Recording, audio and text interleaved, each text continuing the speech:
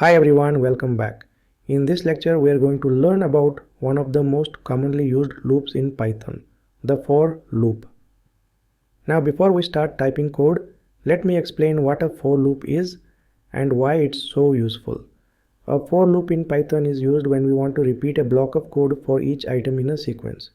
That sequence could be a list, a string, a tuple, or even a range of numbers. Let's take a real life example. Imagine you are checking in guests at a hotel.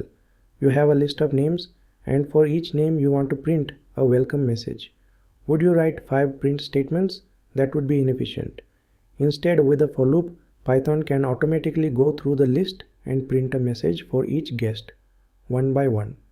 Let's take one more example. Imagine you have a list of your favorite fruits, apple, banana, mango.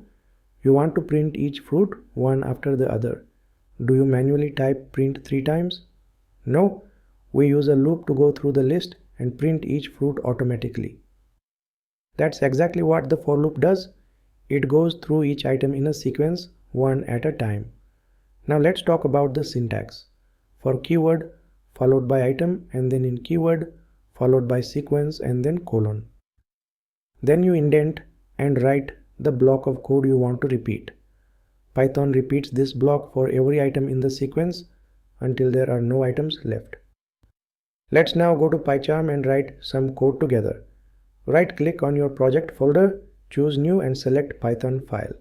Let's name it for loop demo. We'll start with a very simple example using a list. Let's type fruits equals within square brackets apple, banana, mango. This line creates a list called fruits. The list has 3 values, apple, banana and mango, each as a string.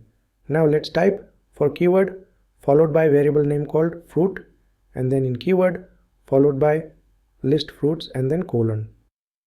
Here we are telling Python to go through each item in the list fruits. Each item will be temporarily stored in a variable called fruit. Then we can use that variable inside our loop block.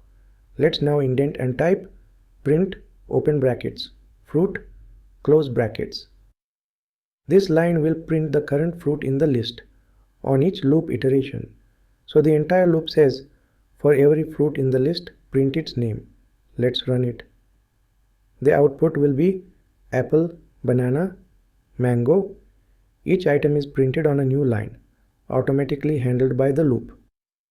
Now let's try another example, this time using a range of numbers. Let's type for number in range within square brackets 1, 6 and then colon. This means start from 1, go up to, but not including is 6. So the numbers will be 1, 2, 3, 4 and 5. Now indent and type print open brackets number close brackets. This loop will run 5 times. Each time the variable number holds one value from the range. Let's run this loop. Output 1, 2, 3, 4, 5. So we just printed 5 numbers using a single for loop. Let's take one more example to iterate over strings using a for loop. In this example, we are going to learn how to use a for loop to go through each character in a string step by step. We'll start by creating a simple string. Let's type text equals within double quotes hello world. This line creates a string variable named text and the value we assign is hello world. Now we want to loop through each letter in this string, so we type for keyword followed by variable name called letter, then in keyword followed by variable text and then colon. This line tells Python to look at the string text one character at a time. Each character like H, then E, then L will be temporarily stored in the variable letter. Now we write the body of the loop. We indent the next line and type print within a brackets pass letter variable. This means for every character in the string, print it on a new line. Let's now run the program and check the output.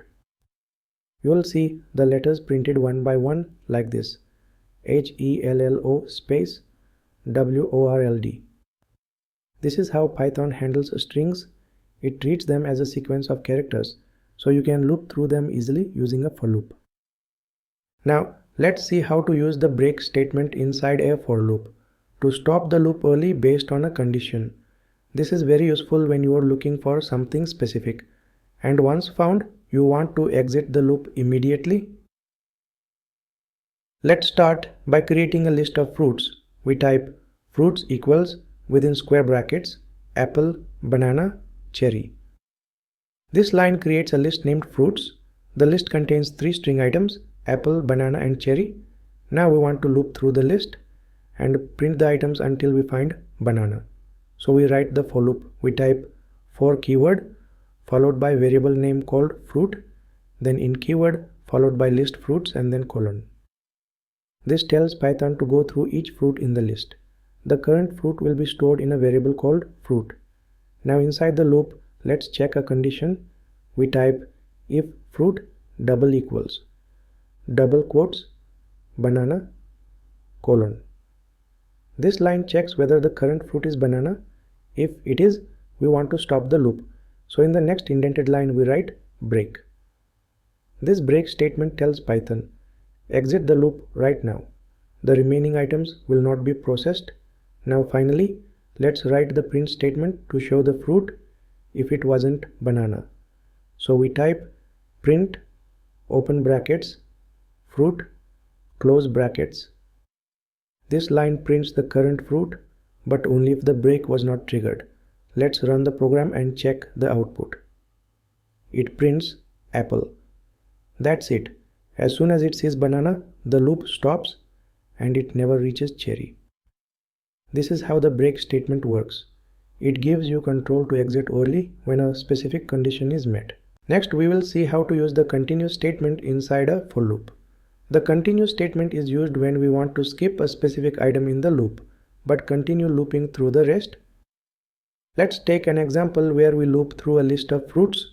Let's type fruits equals within square brackets apple, banana, cherry. This line creates a list named fruits with 3 values apple, banana and cherry. Now let's start a for loop to print each fruit. We type for keyword followed by variable name called fruit, then in keyword followed by list fruits and then colon.